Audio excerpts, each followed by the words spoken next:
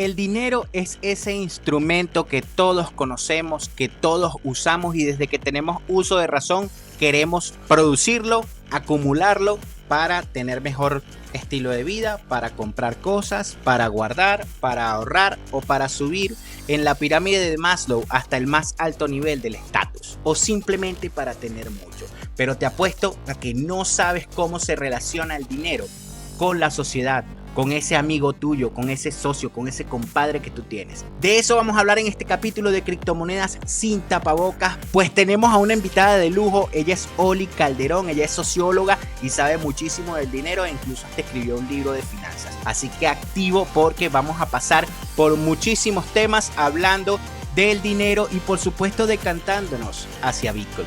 Así que si te interesa este tema aquí en Criptomonedas sin tapabocas, recuerda que esto es a punta de notas de WhatsApp.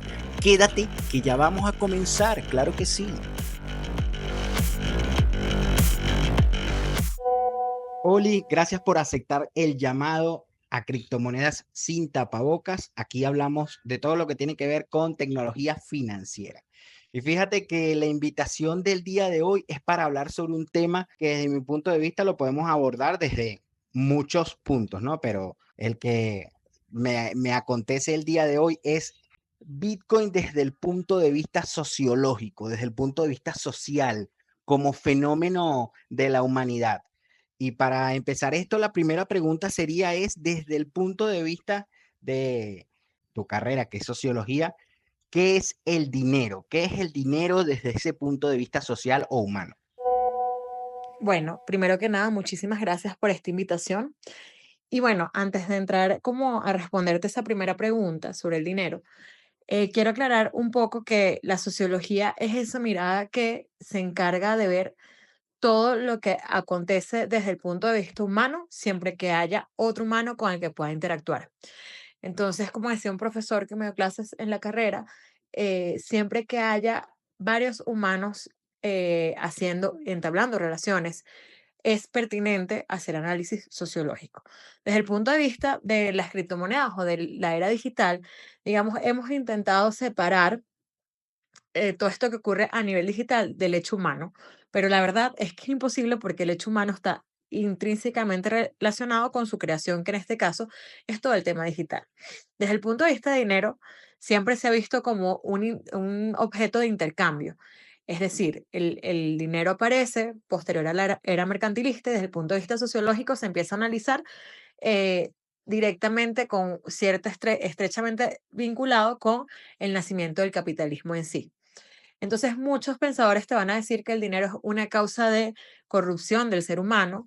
Otros te van a decir desde el punto de vista psicológico que es ese objeto de deseo inalcanzable en el cual se transforma el deseo y como buen deseo, pues siempre vas a estar en la búsqueda de querer más. Es como es un bien que representa eso que no podemos saciar los seres humanos. Entonces, el dinero se conceptualiza en base, obviamente, a lo utilitario que puede ser para el ser humano. Entonces, también desde, digamos, la posmodernidad y todas estas tendencias, también se traduce el dinero como el creador o el eje central de ciertas dinámicas sociales que propician, por ejemplo, bueno, desde el punto de vista del trabajo, propician también la cosificación de la gente. Es decir, si tenemos el dinero, que es lo que nos permite intercambiar, cuando yo busco intercambiar, hago que las cosas que realmente no necesariamente tienen un valor percibido, lo tengan. Y voy a un ejemplo, cuando cuando tú le pones un costo a un trabajo, ya le estás agregando, le estás poniendo un valor que se traduce, obviamente, hasta el momento en dinero. Pero también hay otras cosas que, digamos, están fuera de los estándares regulares, como por ejemplo, intercambios que no se pueden, normalmente no se miden en dinero, como un cuerpo o, digamos, un, una acción que no tiene un valor monetario como tal. Entonces ahí es cuando vienen de verdad estas desviaciones de lo que el sistema considera que es prudente intercambiar a través del dinero. Pero al final sigue siendo un objeto de intercambio. Mira, tuve que tomar nota de estas respuestas que me diste porque la verdad es que fue muchísimo más amplia de lo que pensé. Sin embargo, aquí en Criptomonedas sin tapabocas lo que hago es, pues, rebatir lo que me causa ruido para, pues, llegar a una conclusión que sea, pues, digerible para todo el mundo. Y entre ellas a lo que voy con respecto a esto del dinero es que me da como la impresión que la sociología ve como algo negativo el dinero, porque me hablas de la cosificación de las cosas a través de esa creación de dinámicas sociales donde convertimos al humano en una máquina o algo así. Me dices que es una causa de corrupción y que aparte de eso, bueno, es una causa de corrupción porque el humano tiene el deseo de querer dinero, quiere dinero y cada vez quiere tener más, ¿no? Entonces, bueno, si desde un punto de vista, no sé, muy romántico, se puede decir que podría ser negativo, pero ¿es en realidad es el punto de vista que le da la sociología al dinero? Un poco sí, la sociología, tal como se estudia en Venezuela y en Latinoamérica, tiene una visión del dinero bastante negativa. Primero porque en las escuelas de Latinoamérica están vinculadas, la mayoría, a un pensamiento socialista y de izquierda. Y la base de su teoría es la teoría marxista. Entonces, Marx es el crítico más duro del capitalismo y hace su teoría justamente cuando el capitalismo estaba más encarnizado.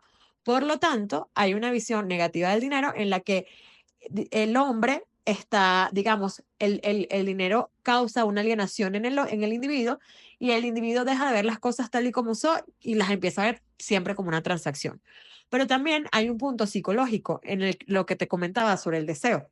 Y esta es la teoría freudiana en la que el deseo por sí solo en el hombre es algo que nunca alcanzamos a resolver porque eso es lo que nos mantiene vivos, lo que nos mantiene en movimiento y lo que nos mantiene en querer, en movernos, digamos, a nivel individual para realizar esos deseos que, bueno, en este caso, si lo atamos al dinero, es el deseo de obtener dinero para poder ir escalando o ascendiendo en el sistema en el que estamos inmersos.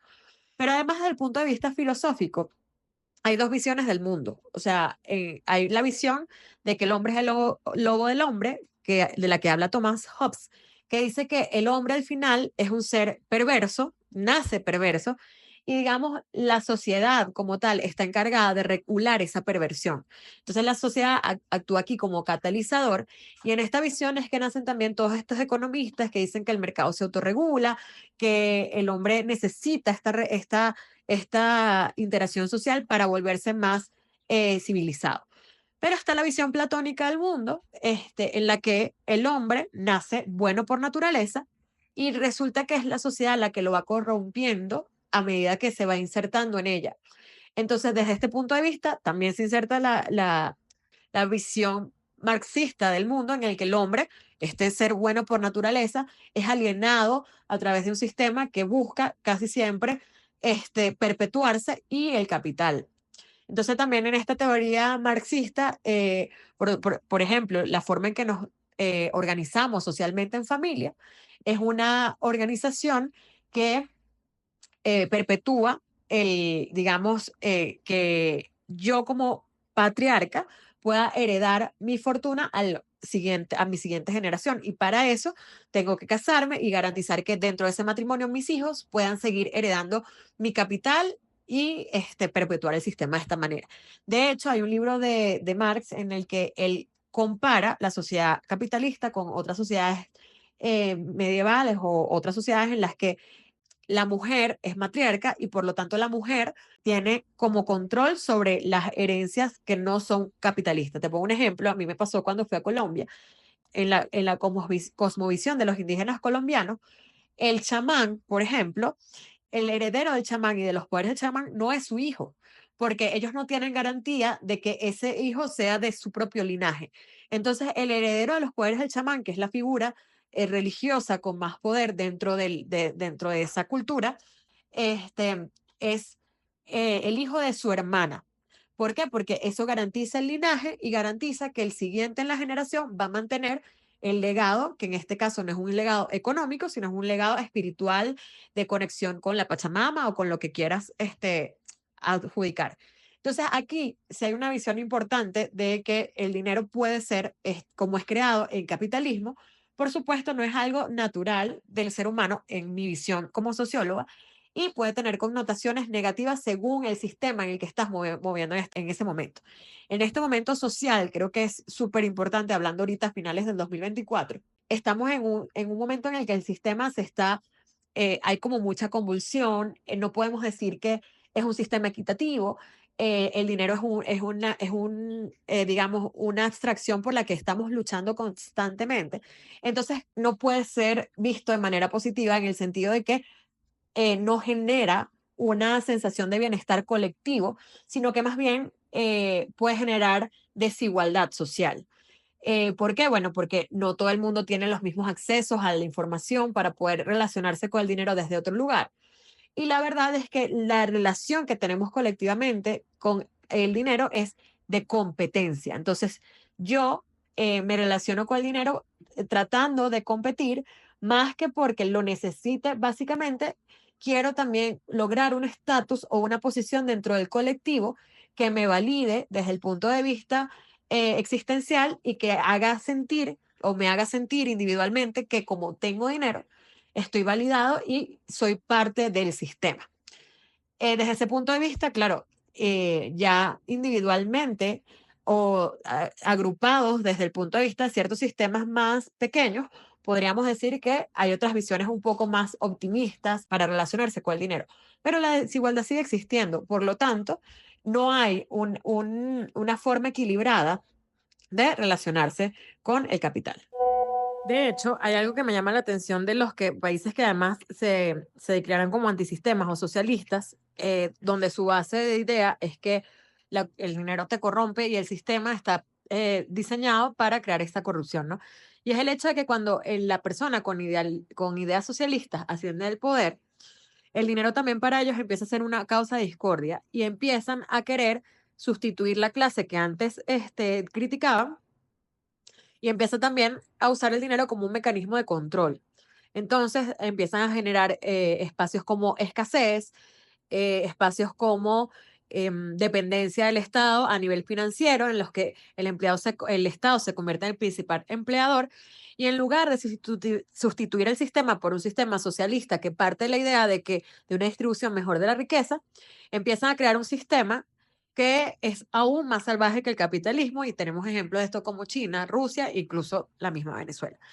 Entonces, al final, el dinero, como tal, aún no existe un sistema de bienestar, o bueno, hay algunos países que lo han implementado, pero digamos, su idea no está atada al dinero directamente, sino que su idea de bienestar está atado a otras dinámicas sociales como el compartir, como la comunidad, que hace que el dinero pierda fuerza como protagonista. El dinero empieza a ser como un factor de intercambio que ayuda en las transacciones para construir estas relaciones comunitarias que van a establecer en la sociedad un estado de bienestar. Entonces, es, digamos, la perspectiva que leemos el dinero, como te dije, por sí mismo, ningún recurso es bueno o malo, sino es la connotación que tenga socialmente y cómo eso ayuda a que los grupos se asocien o perjudica en esa asociación de los grupos sociales.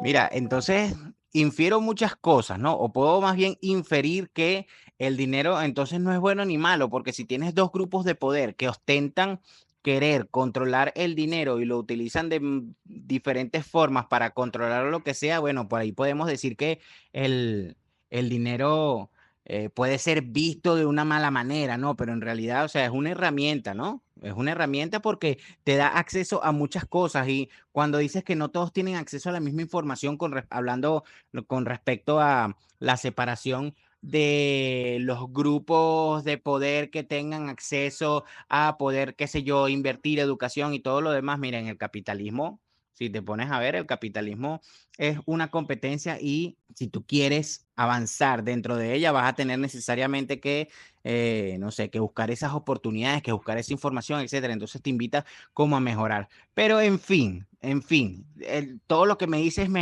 te da, mira, puntos de vista encontrados, o sea, las dos cosas. Al final, desde el punto de vista sociológico, porque hablas de Marx, hablas de varias cosas allí, hablas de capitalismo, hablas de socialismo. Entonces China es socialista en política y en cómo lleva el control de las personas, pero es totalmente capitalista en cuanto a cómo lleva su economía y tal. Rusia podemos más o menos decir lo mismo. Aquí en Venezuela, bueno, fíjate todo lo que tenemos y todo lo que hemos pasado que no sabemos en dónde estamos, pero al final siempre se parte desde un punto, es que todos quieren dinero y todos necesitan el dinero, ¿no? Y para ostentar el poder, quizás, para obtener posición, sí, definitivamente, para obtener estatus, definitivamente sí, porque para eso es para que, desde mi punto de vista, para lo que funciona el dinero, para tú tener estatus, para vivir bien, para tener las cosas que quieres, para poder, qué sé yo, ayudar, etcétera. Entonces, wow, o sea, es una visión bastante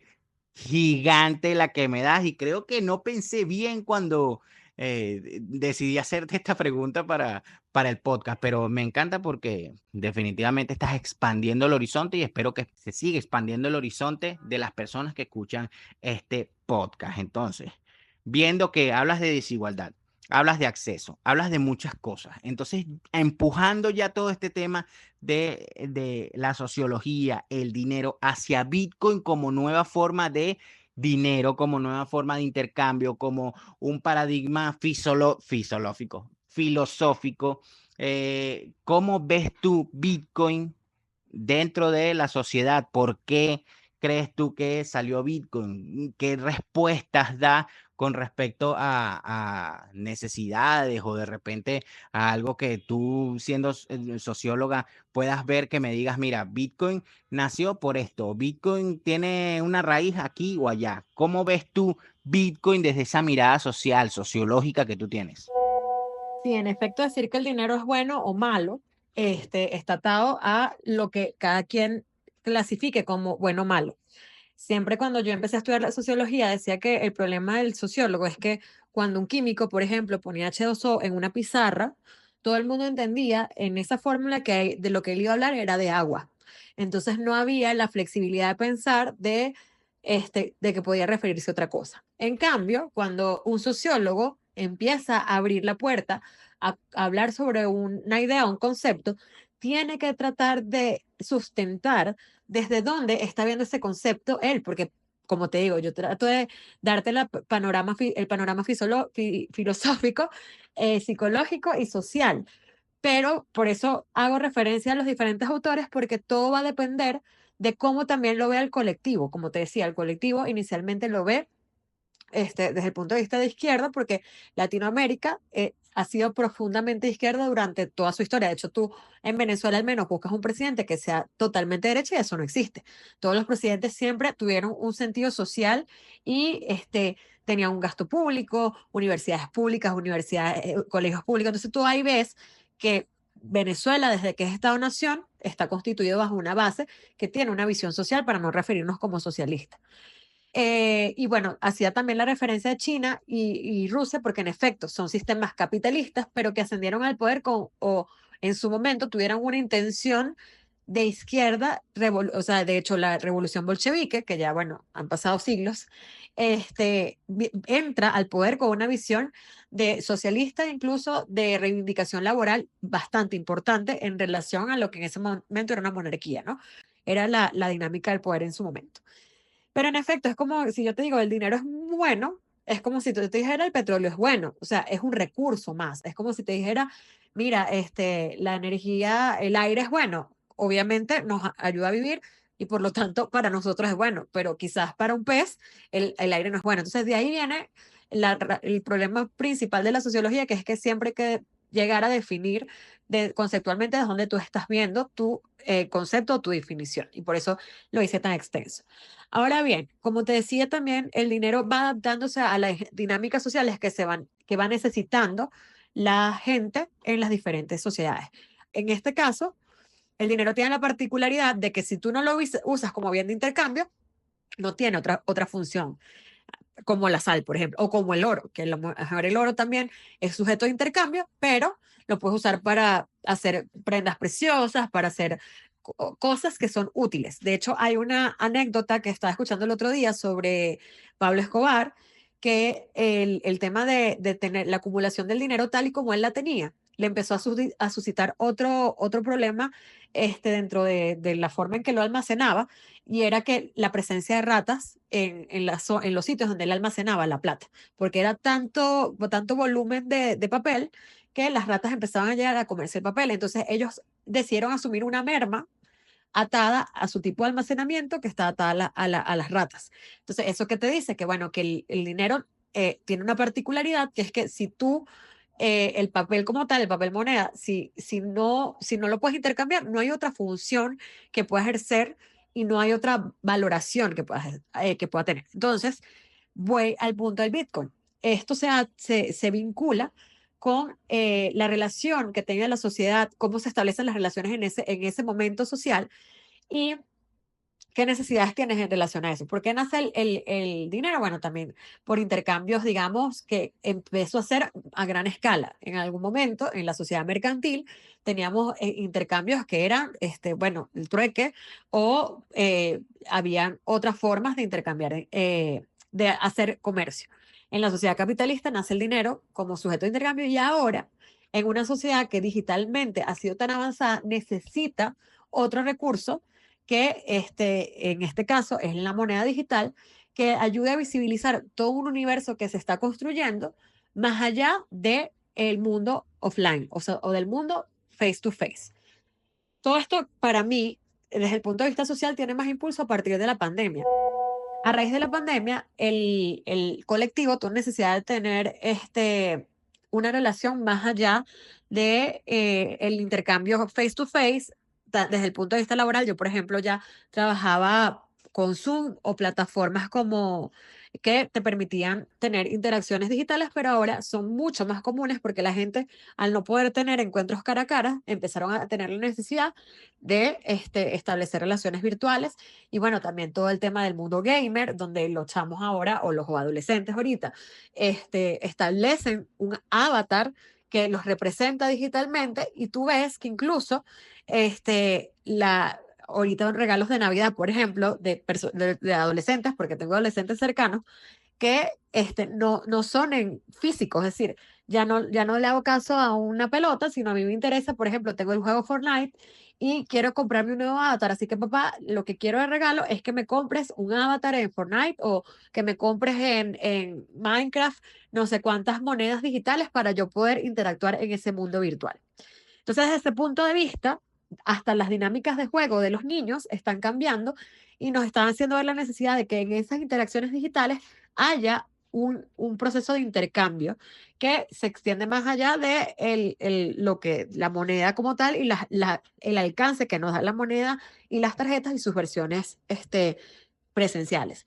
Entonces, al existir esta necesidad de que estamos creando digamos, un universo virtual en el cual nos estamos interconectando y en el cual pasamos gran parte de nuestro tiempo, también necesitamos un bien de intercambio que acompañe esos procesos de socialización que no están siendo en vivo y directo.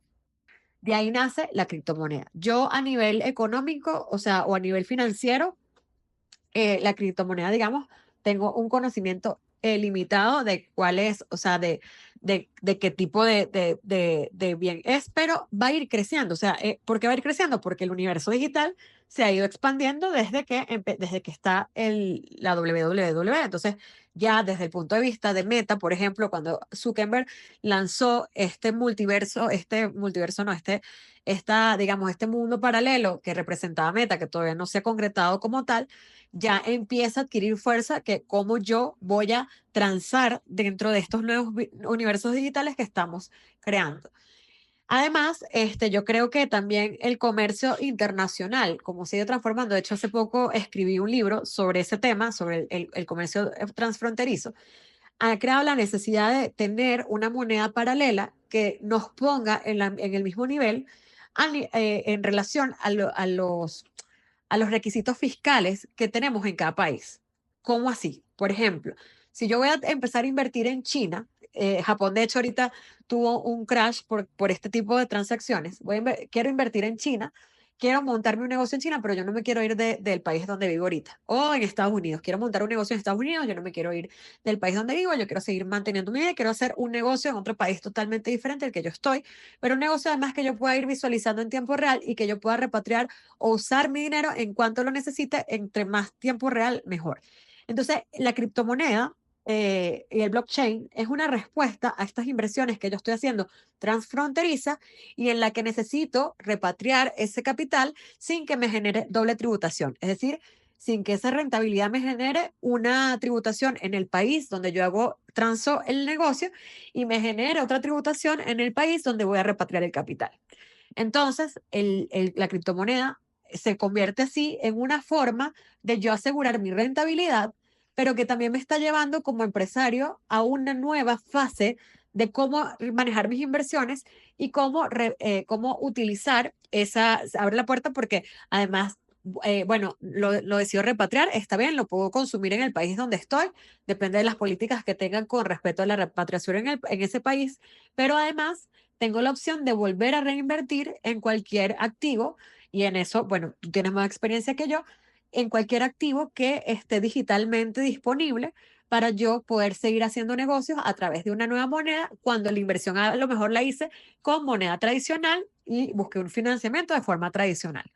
Entonces estamos empezando a vivir, creo que con más fuerza, esa necesidad de tener varias opciones, además que con el nacimiento de estas billeteras digitales que están disponibles en varios países, en las que yo pongo mi dinero ahí, entonces necesito hacer una compra, por ejemplo, en Amazon y uso esta billetera digital para el dinero que puse ahí, no me genere impuestos mayores a los que voy a pagar si pago con una tarjeta normal o si pago con una transferencia que me cuesta muchísimo dinero hacerla de país a país. Entonces, al final, la criptomoneda no solo responde a los nuevos mecanismos sociales que estamos teniendo a nivel digital, sino también a nuevas formas de comercializar que van asociadas a la globalización y a cómo también nuestras inversiones y nuestra visión de negocio se está yendo más allá de nuestras fronteras, ¿no? Y esto también viene muy atado a la muerte como tal, no muerte, o sea, muerte social, como digamos en el colectivo, de la idea de un Estado-nación. Cada vez siento yo, desde el punto de vista social, va a ser más difícil mantener la idea de frontera y de Estado-nación como una idea estática, abstracta. ¿Por qué? Porque, bueno, ya la gente, por ejemplo, los nómadas digitales, que son personas que no mantienen una residencia fija, nos están hablando de que hay una necesidad de la gente de no permanecer durante mucho tiempo en la zona, en el sitio donde nació. O incluso todos estos co-living que hacen, que están haciendo como a nivel de infraestructura, donde la gente va y vive una temporada y luego se va a otro país, también nos está hablando de que hay que entender, hay que construir una nueva forma de planificación financiera en función a los movimientos que estamos teniendo colectivamente de la gente. Por eso es que es un concepto bastante amplio el tema de criptos y por eso también el dinero o las formas de intercambio que vayamos utilizando van a ir cambian, son necesariamente cambiantes con el tipo de dinámica social que vamos teniendo. Qué difícil es tratar de meter toda la extensión de lo que puede significar el dinero para el ser humano, para la sociedad, ese activo, esa cosa, esa herramienta de intercambio con el cual socializamos y nos relacionamos todo en un concepto de unos pocos minutos, en una opinión de unos pocos minutos por un mensaje de WhatsApp.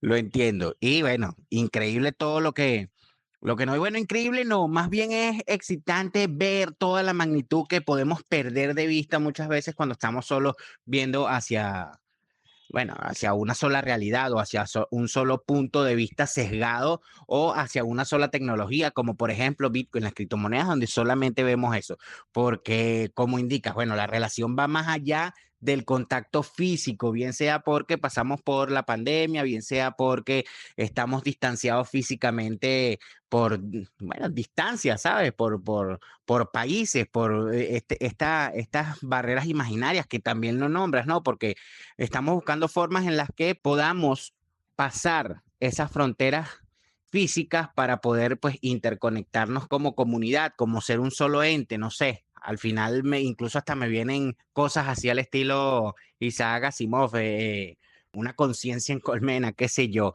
Pero fíjate lo siguiente, mucho de lo que dice se correlaciona directamente con la que tiene que ver con la filosofía Bitcoin. Y digo Bitcoin porque siendo la primera, pues de ella parten muchas cosas. Hay algo como la filosofía de los cypherpunk, por ejemplo, que tomó mucha influencia Satoshi Nakamoto para crear Bitcoin. Y hubieron varios cypherpunk ya reconocidos que estuvieron dentro de las filas de desarrolladores de Bitcoin, donde, bueno, todas estas cosas que tú dices, que se pueden ir de repente agrupando o apretando en términos que la gente puede haber escuchado, libertad financiera o manejar tus propios fondos o estar cada día más al mando de lo que tiene que ver con tu dinero, con la forma en la que lo produces y la que lo gastas, ¿no? Al final, todo este tema con lo de la nueva forma de la planificación financiera va hacia allá. Tú entras en Bitcoin, entras en criptomonedas y necesariamente tienes que aprender de finanzas, necesariamente tienes que aprender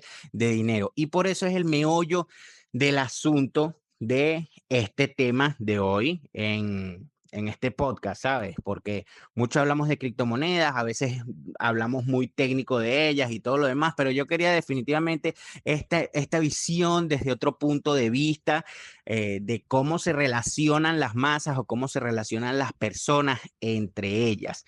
Porque Bitcoin, bueno, está ahí, es una tecnología que si el día de mañana desaparece queda blockchain, algunos dirán que no, otros dirán que sí, hay otros que son más maximalistas que dicen que fuera de Bitcoin no hay nada. Entonces, todas estas son ideologías que parten desde mi punto de vista de la raíz de que somos una sociedad y como sociedad pues nos agrupamos y cada quien tiene sus pensamientos y por lo menos en estos días escuché o más bien estaba en un live de Telegram donde pues escuché una persona que es su opinión, pero a mí me choqueó completamente cuando dijo que Bitcoin es inútil. ¿Cómo que Bitcoin es inútil si a partir de la raíz de lo que construyó Satoshi Nakamoto, que se conoce como Bitcoin, es que esa tecnología que nos estaba presentando nació solo por el simple hecho de la idea, solo por el simple hecho de esa idea que parte de Satoshi donde dice, esta es una herramienta transfronteriza que no conoce terceros, no los necesitan, nadie tiene que venir necesariamente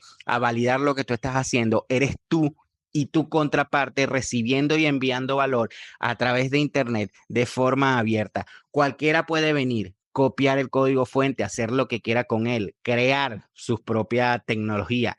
Cualquiera puede montar encima de esto cualquier cosa, aplicación, programa y expandirlo por el mundo y eso es lo que estaba pasando con Bitcoin y con, bueno, todas las criptomonedas que a raíz de Bitcoin han salido.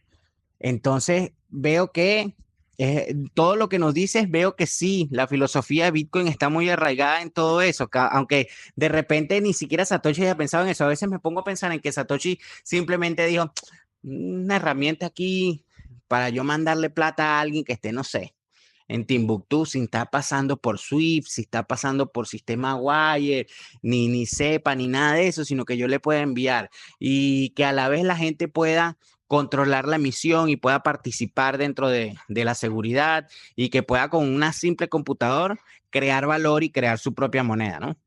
Y que la sociedad misma, todos los que participen dentro de ella le den valor, más allá de los gobiernos, más allá de todo eso. Y se puso a crear y revisó y vio todo lo que había en la red y se copió y tomó tecnología y la modificó, etcétera, y creó Bitcoin. Eso para mí eso creo que fue una de las cosas que más me absorbió con respecto a todo este tema de las criptomonedas. Ahora, si bien estamos pues conectados físicamente, porque el humano necesita estar conectado de una u otra forma, agarrarle la mano a la persona que tiene al lado, es bien sabido, es bien visto, es bien percibido de que nos movemos básicamente en un metaverso, ¿no? Estamos siempre conectados a Internet a través de las redes sociales, a través de nuestros teléfonos, conexiones, 5G, lo que sea, y todas esas cosas que representan el gran espacio de la World Wide Web, así como decías tú, indicabas hace un ratito con la triple W. ¿Crees tú que el concepto actual de dinero debe cambiar o el concepto actual que tenemos sobre el dinero como sociedad debería transformarse o desaparecer de plano para tener una nueva representación o tener algún nuevo tipo de intercambio de valor? ¿Cómo nos interrelacionamos en comunidad, en sociedad? O sea, ¿qué crees tú que podría pasar con el dinero? No sé. De repente hablando utópicamente, pero desde el punto de vista social, así como dices tú, ¿el dinero puede dejar de existir? Mira, cada vez que hablamos del deber ser, de decir, el dinero debería desaparecer como una afirmación, me parece algo extremadamente caótico que no va a terminar bien. La economía, yo sí estoy de acuerdo con algunos pensadores economistas que dicen que la economía tiene la capacidad de autorregularse. Y no lo digo porque la economía sea un ente abstracto que viene y se regula y el libre juego de la oferta y la demanda, sino que al final las dinámicas económicas vuelven a ser comportamientos humanos que tienen esas consecuencias. Entonces, por ejemplo, con nuestras inversiones, nosotros no nos relacionamos desde el punto de vista frío y calculador, y tú lo sabes mejor que yo a nivel de Bitcoin, que todos quisiéramos que cuando yo voy a invertir, yo me transformo como en una suerte de robot, como una suerte de inteligencia artificial y saco de mí todas mis emociones e invierto y decido en cuál es la mejor inversión para mi futuro, cuál es el mejor objetivo financiero. No, los seres humanos estamos movidos por las emociones y son nuestras emociones las que guían nuestros comportamientos y son nuestras emociones inconscientes las que nos guían aún más, porque son las que nos llevan a tomar decisiones rápidas. Te pongo un ejemplo. Bueno, voy a comprar algo a última hora en Navidad y yo creo que la compré por azar. No, estaba siendo movido en ese momento por una emoción inconsciente que probablemente te conectaba con la persona en ese momento a la que le ibas a dar el regalo o a lo que tengas metido en tu subconsciente va a guiar esa decisión. Como eso ocurre así en el ser humano, entonces las dinámicas económicas responden al miedo colectivo, por ejemplo, cuando hay una caída en la bolsa porque hay cierta inestabilidad en cierto sector y la gente empieza a percibir que hay como mucho riesgo, que hay como muchas cosas ocultas, entonces, bueno, ahí cae la bolsa. Incluso le pasó hace poco a las mismas monedas digitales, hubo un momento de caída después de un éxito, porque nunca se puede mantener como esa subida. Si me preguntas ahora mismo que si el dinero debería desaparecer, yo creo que esa respuesta está en cómo las dinámicas sociales se vayan actualizando. En efecto, el líquido, el dinero en efectivo, es cada vez más complicado de manejar.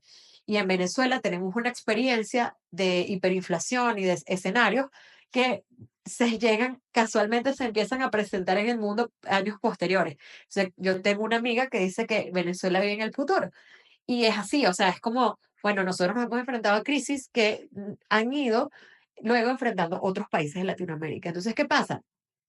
Si, por ejemplo, la pandemia nos hizo ver que el dinero es prescindible a nivel de billetes, por lo mismo que te comentaba, de que, mira, el billete como tal no tiene otro valor más que la transacción. Y lo hemos experimentado en Venezuela porque una vez que ocurre la hiperinflación y ya la moneda anterior deja de responder a lo que se necesita de ella, básicamente es basura. O sea, no la podemos usar de otra forma.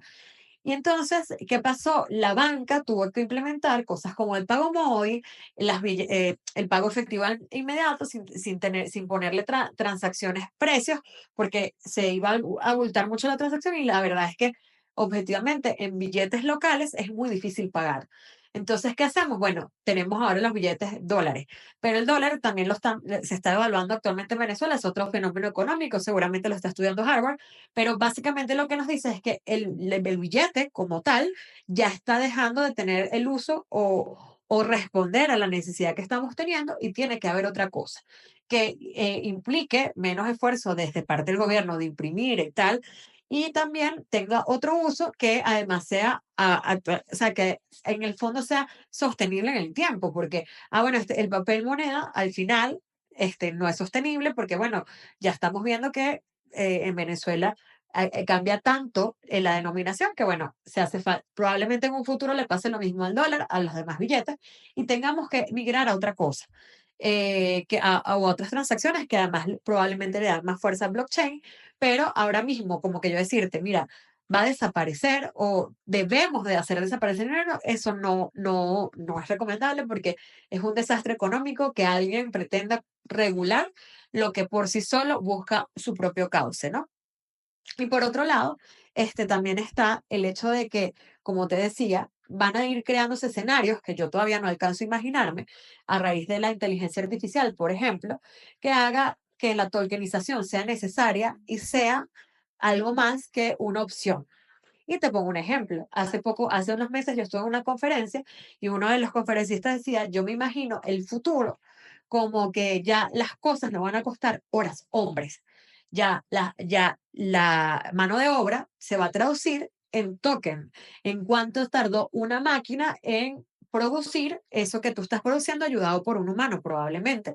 Pero cuánto va a tardar esta máquina en hacerme lo que antes hacía un humano, desde operaciones y cirugías que hacen los seres humanos, que me parece un proceso complejo porque no soy médico, hasta una simple creación de contenido que, digamos, está más hacia a mi alcance, a mi área de expertise. Hasta el escribir un libro. ¿Cuánto me toma de la inteligencia artificial escribir este libro y cuánto lo puedo transar si vale tantos tokens? Ya nos hemos adelantado también con el tema de valorar obras de arte, cosas a nivel cultural que se tokenizan, pero yo creo que vamos a migrar cada vez más hacia allá. En la medida que eso pase, obviamente, el dinero va a perder fuerza y va adquiriendo mucho más valor la tecnología blockchain.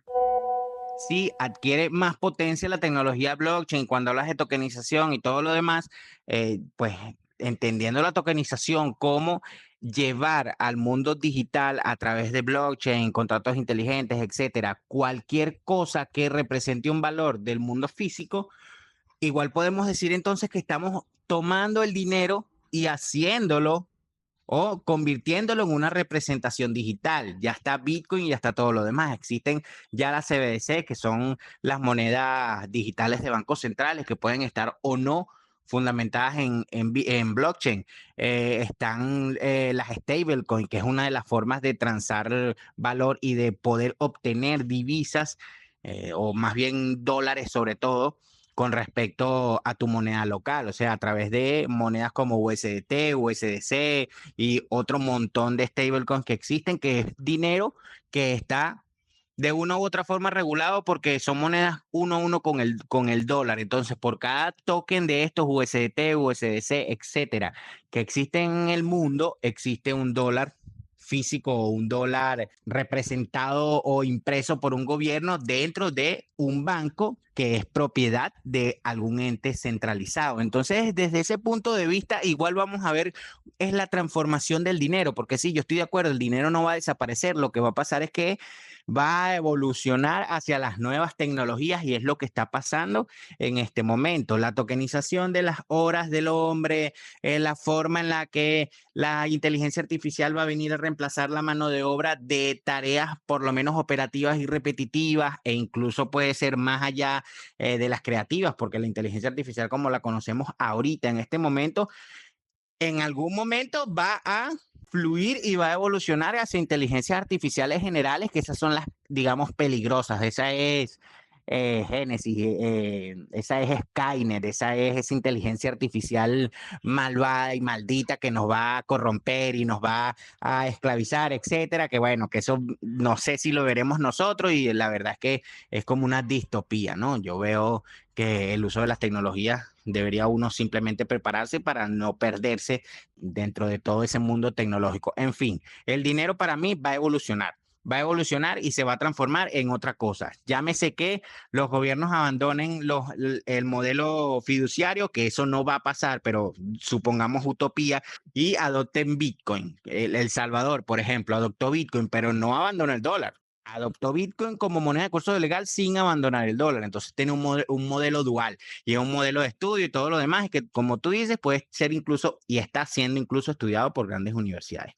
Entonces, para culminar esta entrevista que está bastante densa y tú tocaste muchísimos temas dentro de todas esas respuestas que nos lanzaste ahí y pudiendo hacer un resumen rapidito, bueno, tocaste dinero, tocaste capitalismo, tocaste socialismo, tocaste sociedad, tocaste grupos étnicos, no sin contacto de la sociedad, sin contacto de la civilización, historia, tocaste historia de Estados Unidos, tocaste colonización, tocaste tokenización, metaversos, tocaste un montón de cosas y te lo agradezco, claro que sí.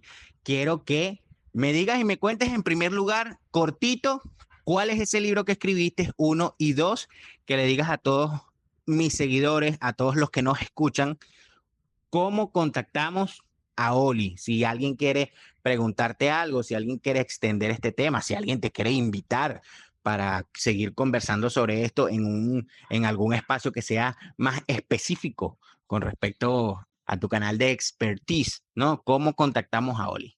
Cuéntame.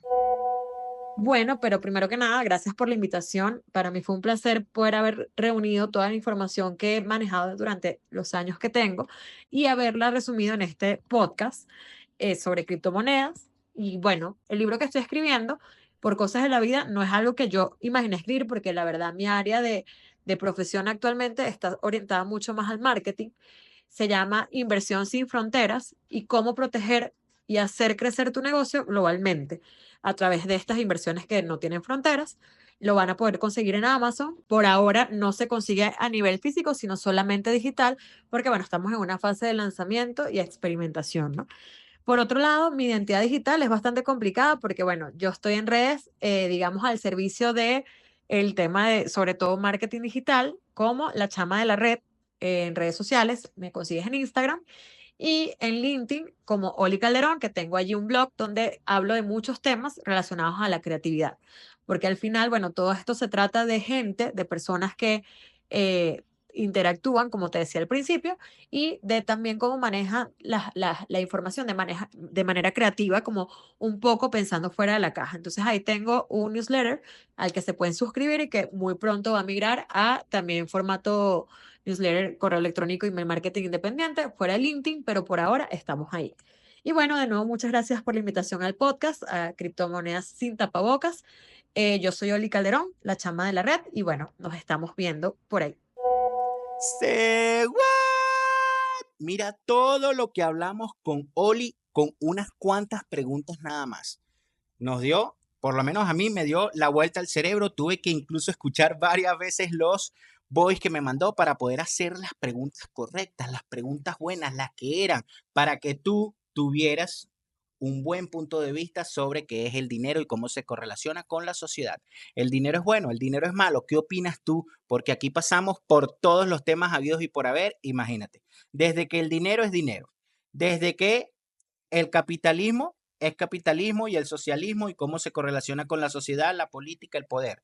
Pasamos por cómo se relaciona Bitcoin con respecto a la filosofía y cómo se amarra con todo este tema del intercambio de valor sin un tercero confiable.